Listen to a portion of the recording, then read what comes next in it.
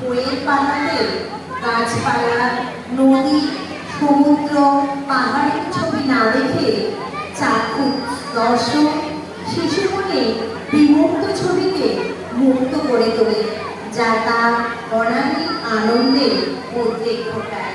তার শিশুদের মানসিক শারীরিক বিকাশের জন্য ছুটির অবকাশ খুবই গুরুত্বপূর্ণ।